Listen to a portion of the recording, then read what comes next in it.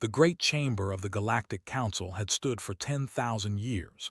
Its walls were made of living crystal that sang softly when important words were spoken. The oldest species in the galaxy had built it as a place where wars could end and peace could begin. Today, it would witness something that had never happened before. Ambassador sat very still in her chair. She was a tall woman with dark hair turning at the edges. Her eyes were tired but sharp. Behind her sat three other humans. Admiral had lost his only son at relay. Doctor had watched her home city burn when they came. Captain still carried scars from radiation burns across his neck and hands. They had all lost something to this war. Across the chamber sat the representatives of 19 alien species. They had different shapes and sizes. Some had scales, some had fur, some had shells. But they all looked at the humans the same way, like adults watching children who had misbehaved. High Arbiter was the leader of the council. He had 4 eyes arranged in a diamond pattern on his flat face. His body was covered in blue plates, and when he spoke, his mandibles clicked together between words. He had been reading the peace terms for almost 2 hours now. Humanity will surrender all warships above frigate class, said. His voice was calm and cold. Humanity will close its shipyards on Mars, Europa, and Titan. Humanity will allow council observers on all remaining military vessels. Humanity will pay reparations to the Dominion for losses suffered during the conflict. Felt her hands tighten on the armrests of her chair. Reparations. They had attacked first. They had burned 14 human colonies, 300 million people dead, and now they wanted humanity to pay them for the trouble. Furthermore, continued, humanity will cede all colony worlds beyond the line. These territories will be administered by the Council until such time as humanity demonstrates sufficient maturity for expansion. The crystal walls hummed softly, important words indeed. These terms are not suggestions, said. He looked directly at with all 4 of his eyes. The Council has decided. You will accept them. In exchange, the Council will graciously allow humanity to continue existing within its approved borders. Did not respond immediately. She looked at the delegations around the chamber. They sat in their section, their red scales gleaming under the lights. They were the ones who had started this war. They had looked at humanity's fast growth, at human ships pushing further into unexplored space each year, and they had decided that this young species needed to be stopped before it became a threat. They were there too, their silver bodies humming with the electronic sounds they used for communication. They had joined the war for profit. Human trade routes would make them rich.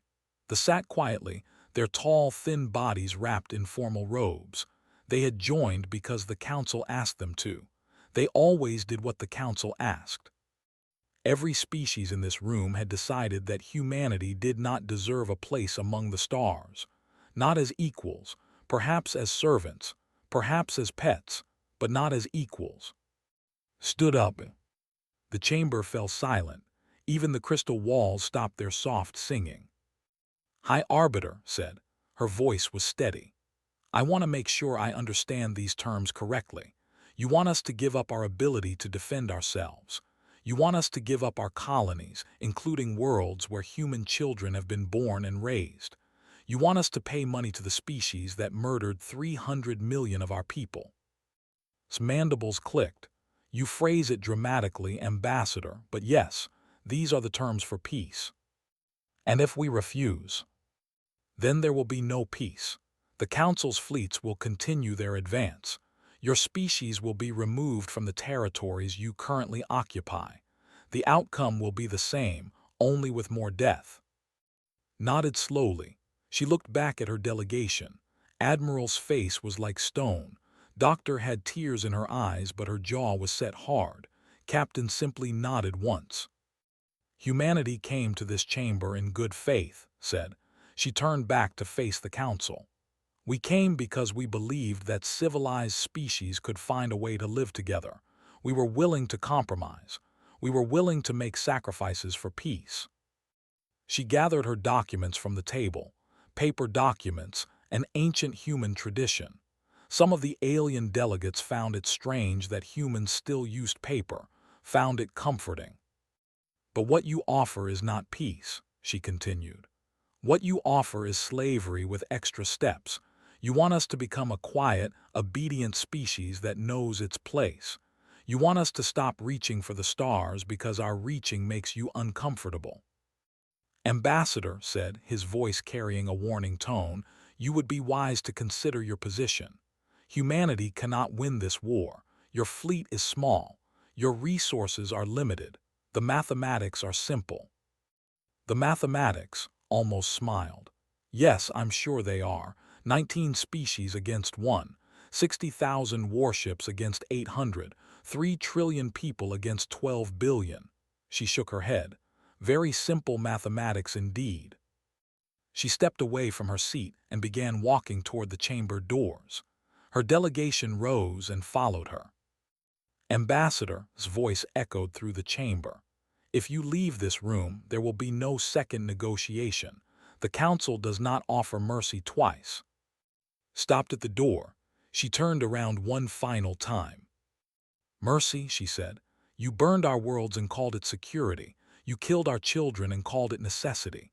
You dragged us to this chamber to watch us kneel and called it mercy." She looked at with eyes that held no fear at all.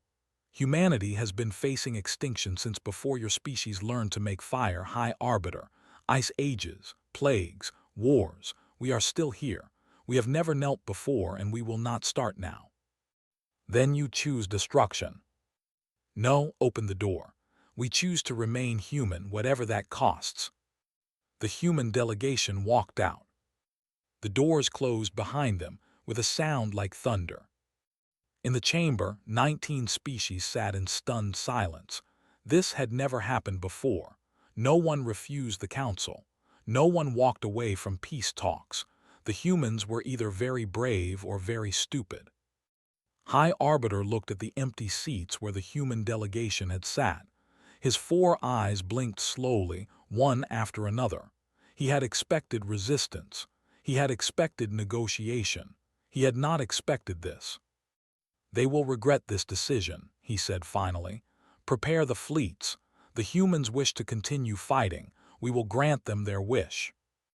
The crystal walls began to sing again, but now the song sounded different. It sounded almost like a warning. Outside the chamber, Ambassador walked toward the human ship that waited to take them home. Admiral fell into step beside her. "That was quite a speech," he said quietly. "It needed to be said. They'll come at us with everything now. No more testing our defenses, full assault." Nodded, "I know. Can we win?" She was quiet for a long moment. "I don't know, but I know we couldn't accept those terms. Some things are worth more than survival." They boarded their ship and left Nexus Prime behind. The war would continue, and the galaxy would learn what it truly meant to fight humanity. 3 weeks after the humans walked out of peace talks, the Council's War Committee met to plan the final destruction of humanity. They gathered in a military station orbiting surrounded by hundreds of warships that blocked out the stars. Fleet Commander of the Dominion stood before a massive holographic display showing human space. It looked so small: 47 systems, 800 warships, 12 billion people. Against the combined might of the Galactic Council, it should have been nothing, a minor problem to be solved and forgotten. 6 months, declared. His red scales gleamed in the blue light of the display. Perhaps 8 if they retreat to their core worlds, but the outcome is certain. Humanity will fall. The other commanders nodded in agreement. They had all seen the numbers. Mathematics did not lie. Observer of the Federation raised one long finger.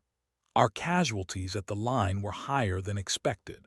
Human defensive technology is more advanced than our initial assessment suggested." Made a dismissive gesture with his clawed hand. "A temporary inconvenience. Once we break through their defensive line, their industrial capacity cannot sustain prolonged resistance. They simply do not have enough ships, enough soldiers, enough resources. And their adaptability, overstated, changed the display to show tactical data. They are clever, yes, quick learners, but cleverness cannot overcome fundamental disadvantages in numbers and firepower. The meeting continued for several hours. Plans were made, fleets were assigned, victory was assumed. What the council commanders did not understand, what they could not understand, was how humans fought wars. They believed in overwhelming force.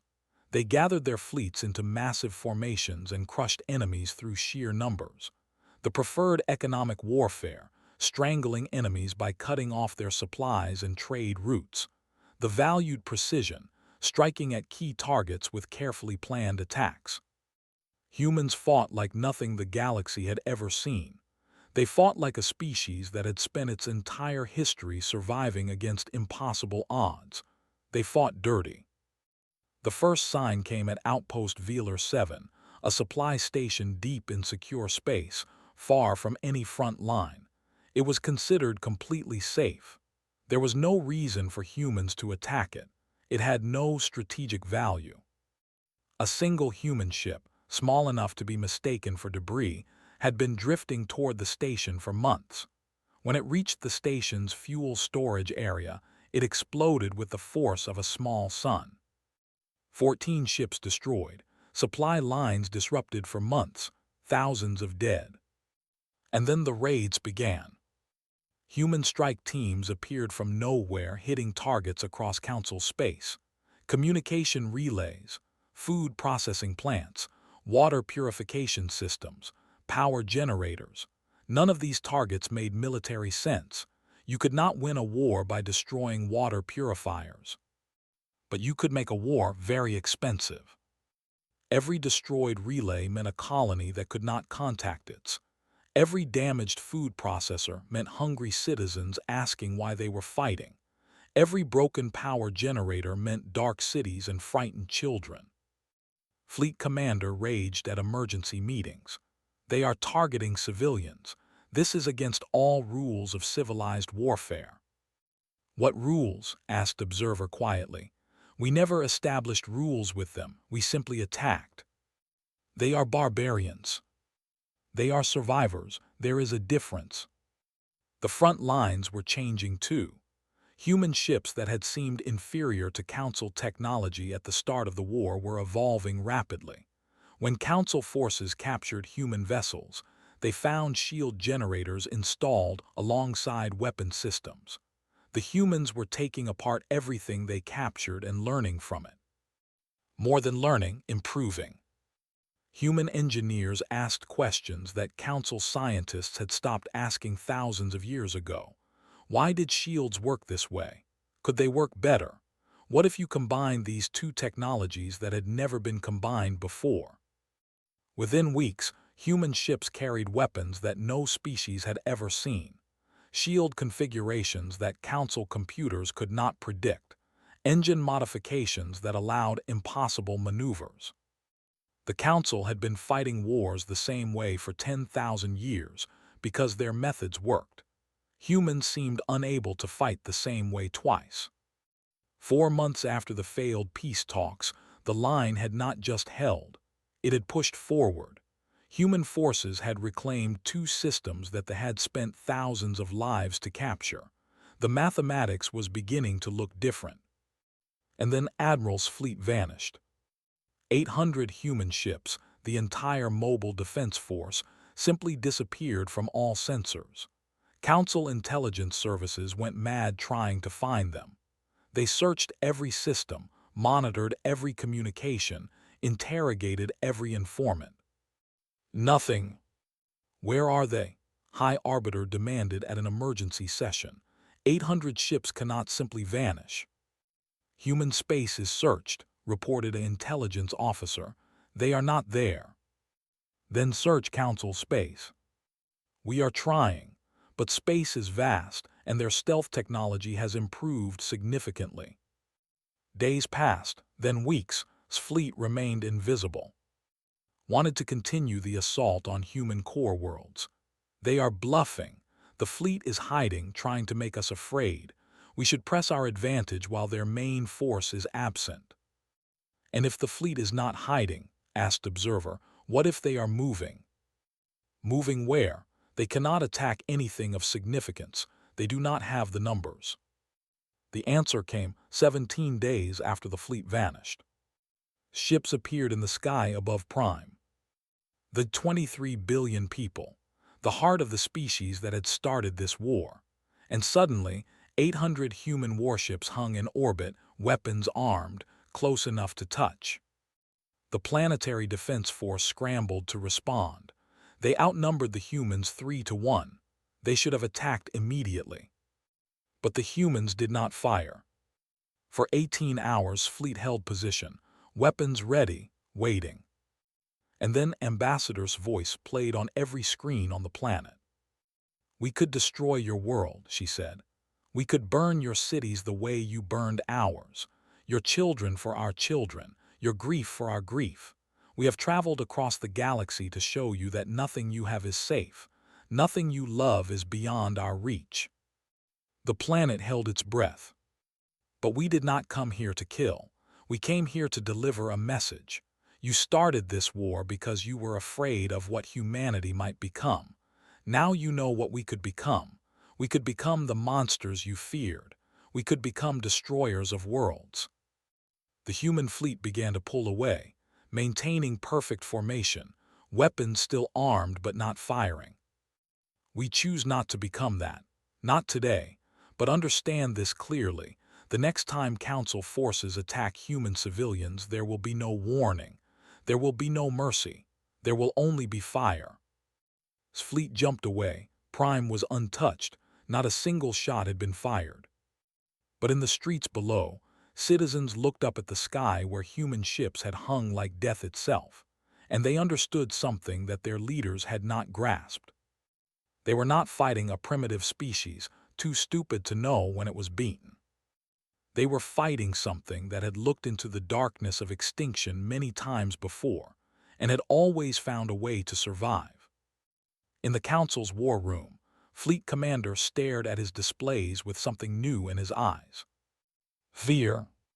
How did they get past our sensor networks? Someone asked. No one could answer. How did they know the exact positioning of our defense fleet? No one could answer. How do we stop them from doing this again? No one could answer that either.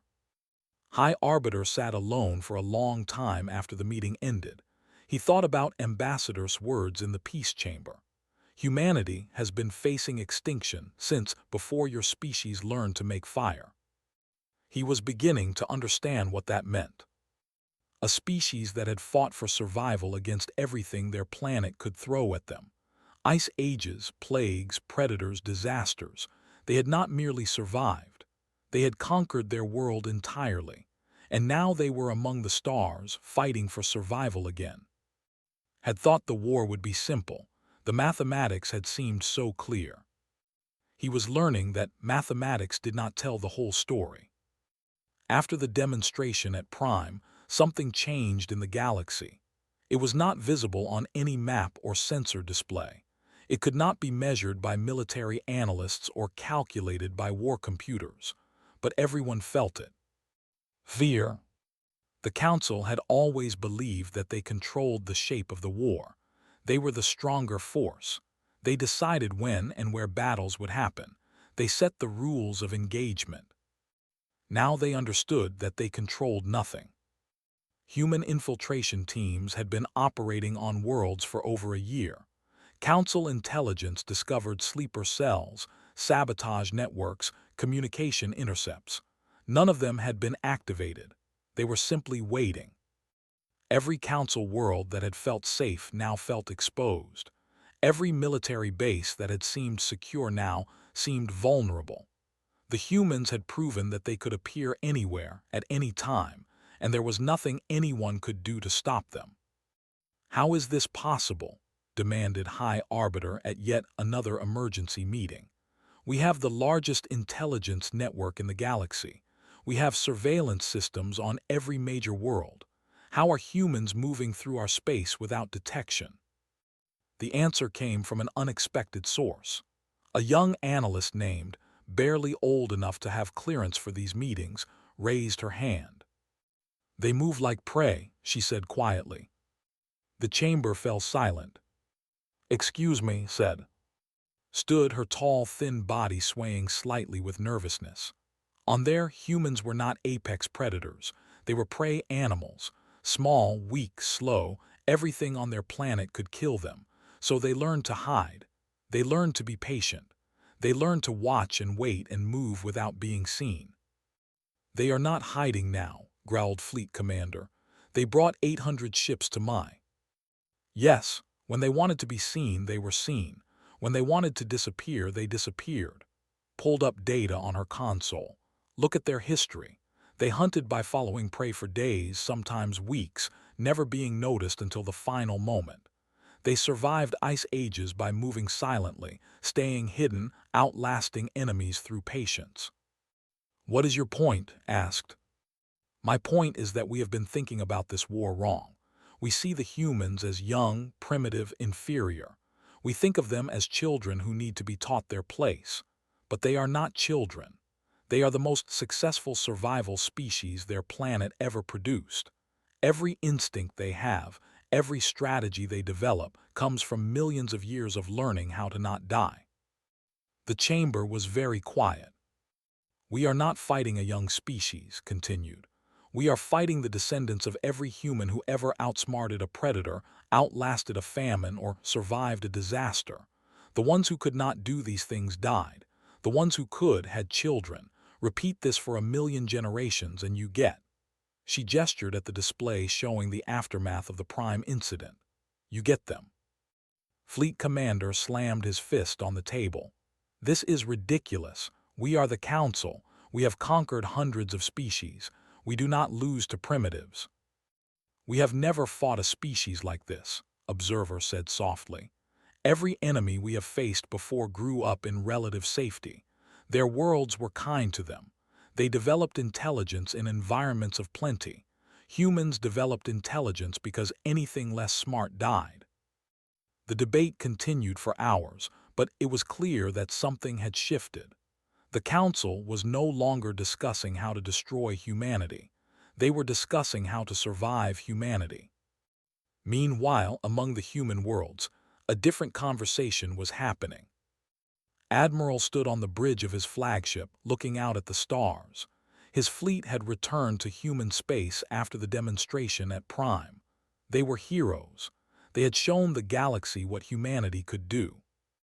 But did not feel like a hero. "We could have ended it," Captain said, standing beside him. 23 billion, one order, and we could have made them pay for everyone they killed. Nodded slowly. "Yes, we could have." "Why didn't we?" The Admiral was quiet for a long moment. Outside, the stars drifted past. So many stars, so many worlds, so much life in the universe. "Because that is not who we are," said finally. "Or rather, it is not who we want to be." "Sorry." Turned to face his captain. "I lost my son at relay. Do you know what I felt when we held position over Prime? When I knew that one word from me could burn their cities the way they burned ours?" Shook his head. "I wanted to do it. God help me, I wanted it so badly. For my son, for everyone we lost. I wanted them to feel what we felt." His voice was steady, but his eyes were wet. "But then I thought about their children. Millions of children on that planet who never asked for this war, who probably do not even understand why their parents hate us." He looked back at the stars. "Killing those children would not bring my son back. It would just make us into the monsters they think we are. And I did not raise my son to be proud of a monster." Was quiet for a while. "The Council will not see it that way. They will think we were weak, that we had them and let them go." "Let them think that," almost smiled. "Fear of what we might do is more powerful than anything we could actually do. As long as they believe we could destroy them at any moment, they have to take us seriously. As long as we do not actually destroy them, we remain human." The message spread across human space in the following weeks. The demonstration at Prime had not been about revenge. It had been about proving a point. Humanity could strike anywhere at any time. They chose not to. That choice was what separated them from the enemies they were fighting. Back on Nexus Prime, High Arbiter received a private communication from Observer. "We need to talk," they said. They met in a small chamber far from the official council halls. No recorders, no witnesses, just two old beings who had seen too many wars. "The analysts have finished their assessment," said. "If we continue this war, we will eventually defeat humanity, but the cost will be," he paused, searching for words, "unacceptable." "How unacceptable?"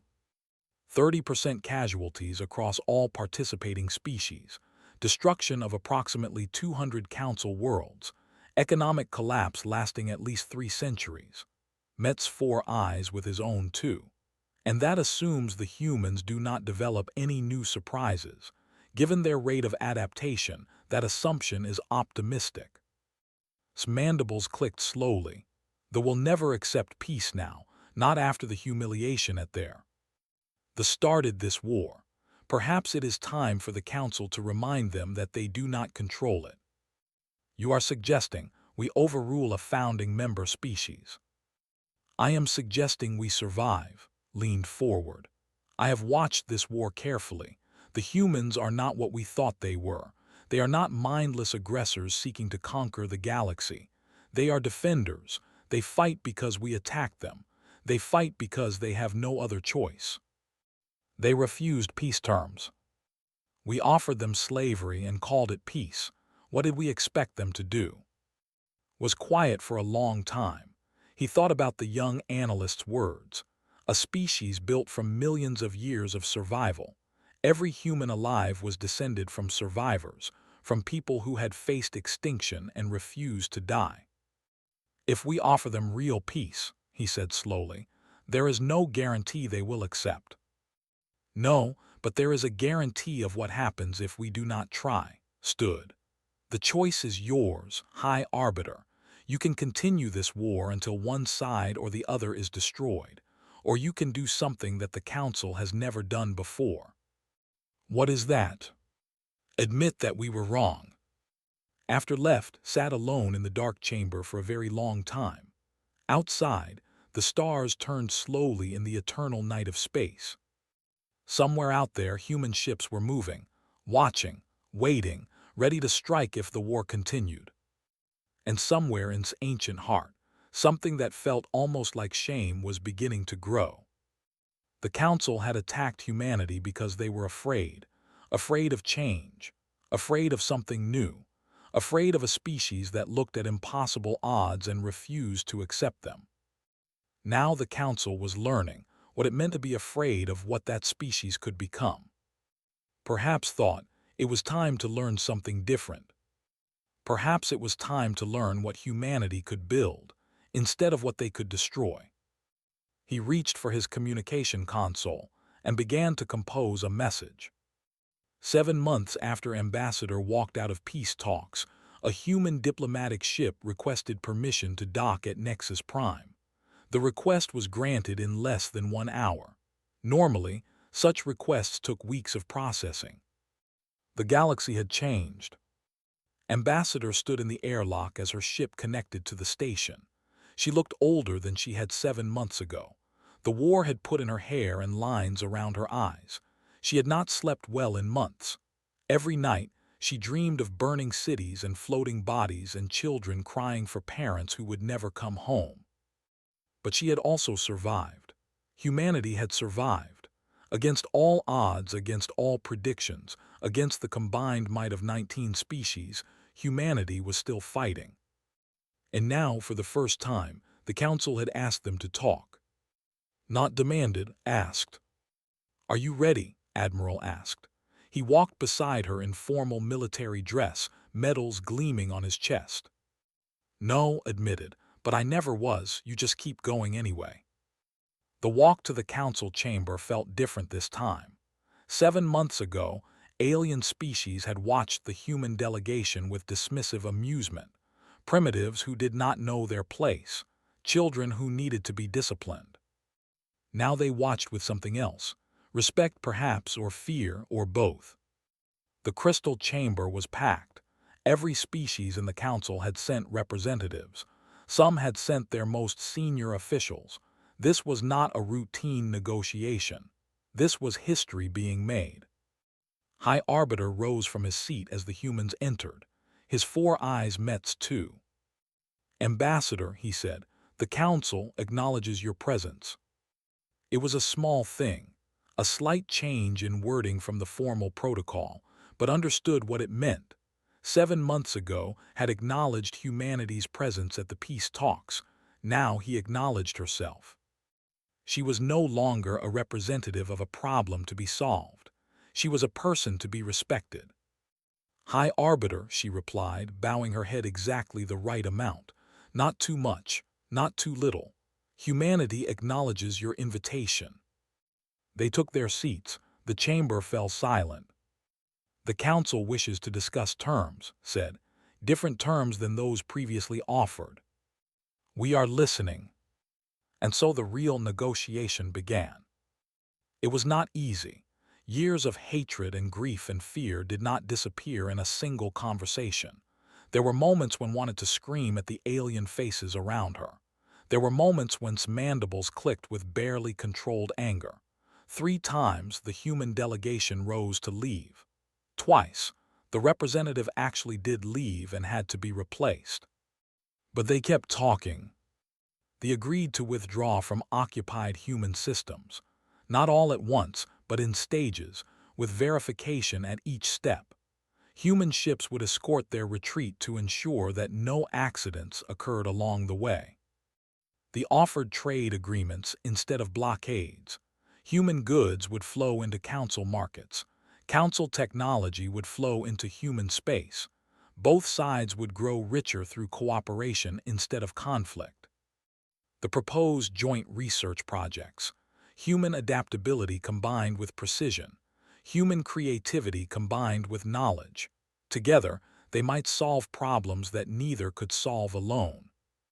Point by point, the impossible demands of 7 months ago were replaced by something real, something fair.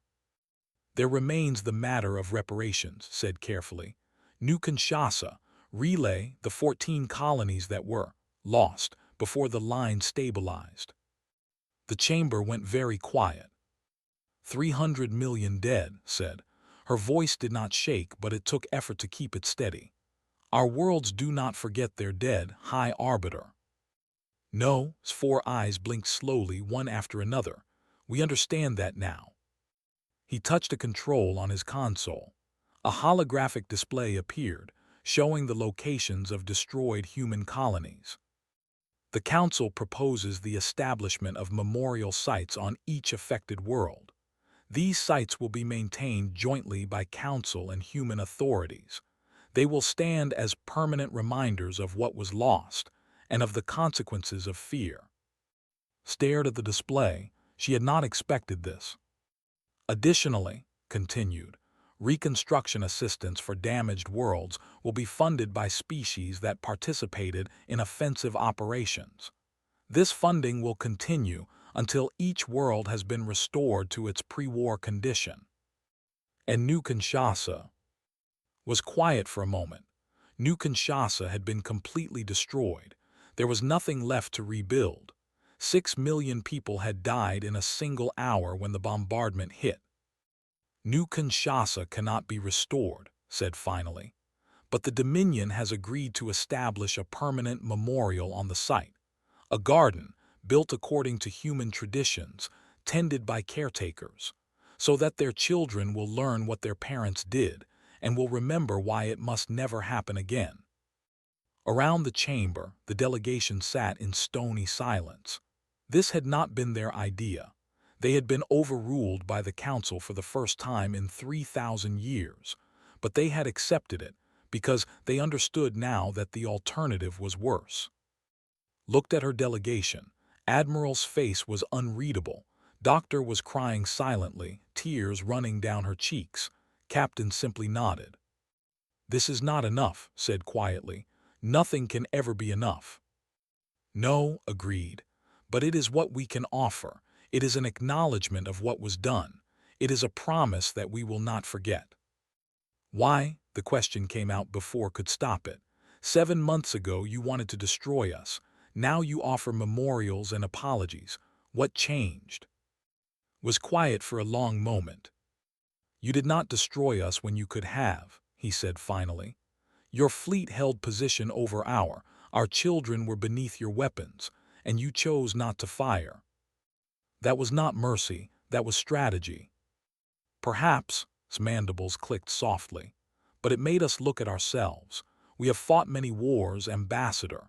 We have defeated many enemies. Never once did an enemy spare us when they had the advantage. Never once did an enemy choose restraint over revenge. He looked around the chamber at the assembled species. We told ourselves that humanity was primitive, savage, unworthy of civilization. And then humanity showed us something that we had forgotten, something that we, with all our age and wisdom, had lost. What? That civilization is not about strength. It is about choice. The choice to build instead of destroy. The choice to reach out instead of strike. The choice to see potential enemies as potential friends. Turned back to face the human delegation. You made a choice over Prime. You chose to be better than we were. You chose to be the species we should have been. That choice, more than any military victory, is why we are here today. The negotiations continued for 3 more weeks. The details were complicated. Legal language had to be crafted in 19 different languages. Boundaries had to be drawn. Trade agreements had to be written. Military withdrawal schedules had to be coordinated. But the hardest part was already done. Both sides had decided that they wanted peace. The rest was just paperwork. On the final day, Ambassador and High Arbiter stood together in the center of the crystal chamber. Around them, representatives of 20 species watched in silence. The Accord of Nexus Prime announced, signed by all parties, the war is over. There was no cheering. Too many had died for celebration. Too much had been lost on both sides. But there was something else, something quieter but perhaps more important. Hope looked at the alien who had tried to destroy her species, the leader who had learned to see them differently. This will not be easy, she said. Peace is harder than war. Yes, his 4 eyes met hers, but it is also better. We have proven that we can destroy each other. Now we must prove that we can build together. Outside the crystal walls, ships from 20 different species moved through the space lanes of Nexus Prime. Human ships among them, no longer enemies, not yet friends, but something in between. Something new. The war was over. The future was beginning. 1 year after the Accord of Nexus Prime, the Galactic Council prepared for something that had not happened in over 3 centuries. A new species was about to be inducted as a full member. The crystal chamber had been decorated for the ceremony. Lights from 1,000 different worlds shone through the walls, casting rainbow patterns across the floor. Representatives from every council species filled the viewing galleries. Ships from across the galaxy had traveled to Nexus Prime to witness this moment. Humanity was joining the council, not as conquered subjects, not as supervised children, as equals. Ambassador stood at the entrance to the chamber, wearing formal dress that had been carefully designed to honor every Earth culture that had contributed to humanity's journey to the stars.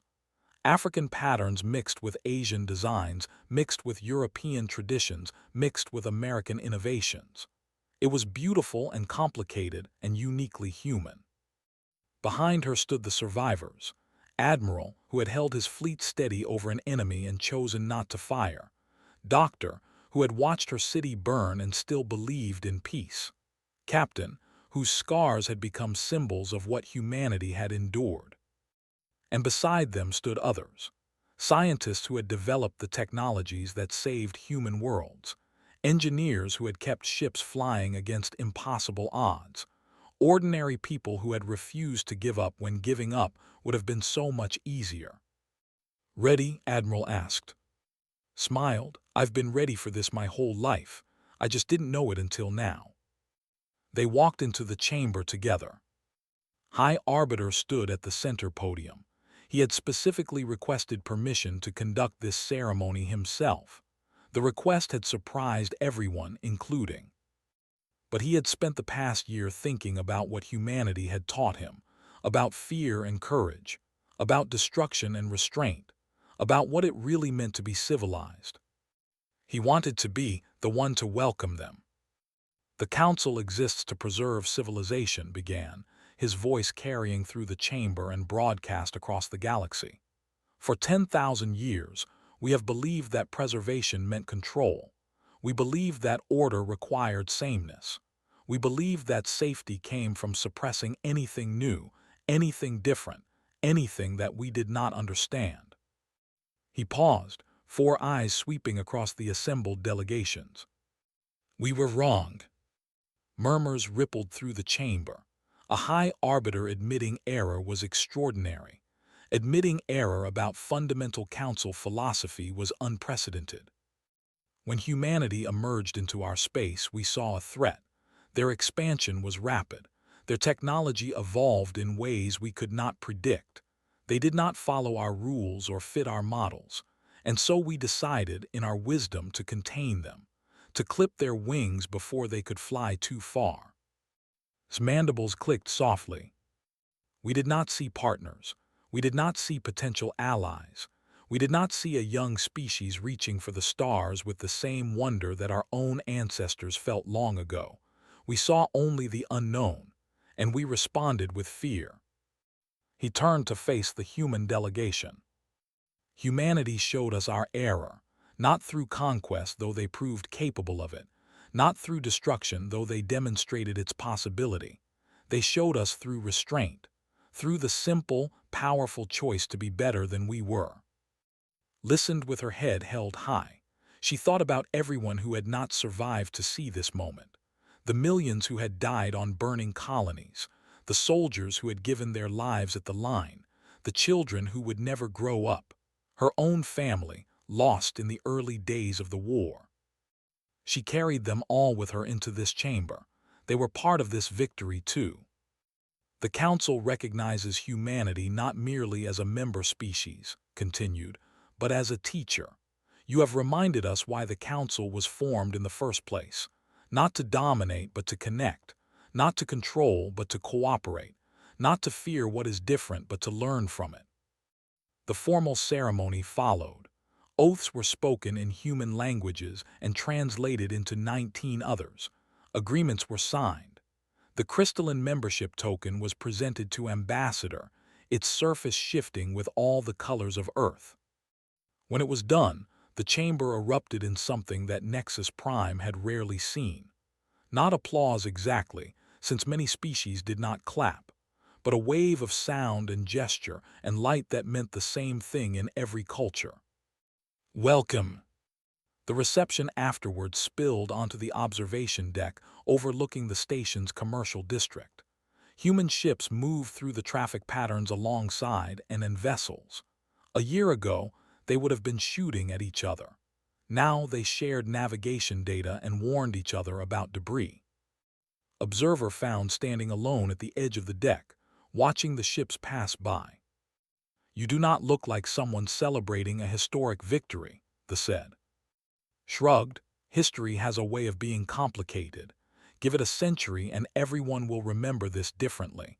Some will say we won. Some will say we surrendered. Some will say none of it matters." "And what do you say?" Was quiet for a moment.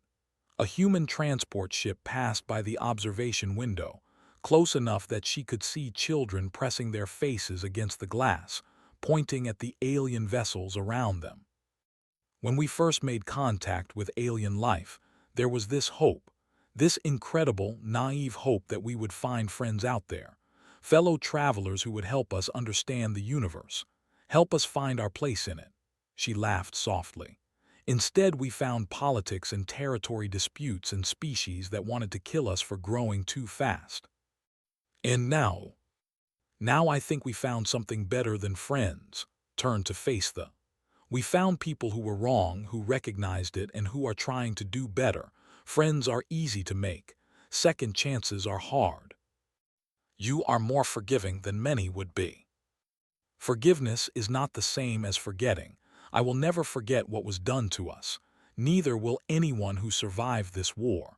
Looked back at the ships outside. But I can choose what to do with that memory. I can let it make me bitter and angry forever, or I can use it to build something better. Why choose building over anger? Because anger is easy. Anger feels righteous and powerful, but anger only knows how to destroy. Smiled, and there was something ancient in her eyes, something that spoke of ice ages survived and famines outlasted and disasters overcome. Humanity has destroyed plenty of things in our history. We got good at it, but we also learned that destruction is easy. Anyone can tear something down, building something new, something better, something that lasts. That is the hard part. Consider this.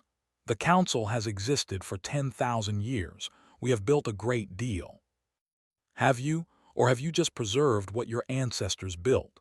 Gestured at the chamber behind them, where delegations from 20 species were awkwardly trying to socialize. Look at them. Most of these species have not had a new idea in centuries. They follow the same traditions, fight the same way, think the same thoughts that their great-great-grandparents thought. They are not building. They are maintaining. And humanity is different. Humanity cannot stop building. It is what we do. We build cities and machines and art and ideas. We build new ways of living and new ways of thinking. Sometimes we build terrible things. Sometimes we build wonderful things, but we never stop. She turned back to face. That is what scared you, I think. Not our ships or our weapons. The fact that we could not stand still. The fact that we looked at the universe and saw infinite possibilities instead of threats to be contained. Was quiet for a long moment. You may be right, the said finally. We have spent so long trying to keep things the same that we forgot why we wanted civilization in the first place. Not to freeze the universe in place, but to build something worth preserving. Around them, the reception continued. Awkward conversations became slightly less awkward. Old enemies discovered common interests. Species that had never had reason to talk found themselves curious about each other. It was not perfect. It would never be perfect. The wounds of war would take generations to heal. Some hatreds would never fade completely. The future would be full of disagreements and conflicts and new problems that no one could predict. But it was a beginning. High Arbiter approached the observation window where and stood. He looked different than he had a year ago. Older somehow, though his species aged slowly. More thoughtful. Ambassador, he said, I wanted to thank you personally. For what? For walking out of those peace talks. His mandibles clicked softly. If you had accepted our terms, we would never have learned what we were missing. We would have continued in our fear and arrogance, never understanding what we were doing wrong. You forced us to look at ourselves. That was a gift, even if it did not feel like one at the time. Nodded slowly, and now? Now we must prove that we can do better, all of us. Looked out at the ships passing by the station, human and alien sharing the same stars. The galaxy has changed today, Ambassador. Humanity has joined us. But I think perhaps we are also joining humanity, learning to reach for the stars again instead of just defending what we already have. He turned back to face her. Welcome to the Council, Ambassador. I look forward to seeing what we can build together. Outside the window, the stars continued their eternal dance. Billions of suns, each one a possible destination, a possible home, a possible miracle waiting to be discovered. Humanity had walked out of peace talks in defiance. Humanity had returned in triumph. And now, humanity would help the galaxy remember what it meant to dream. The war was over. The building had just begun.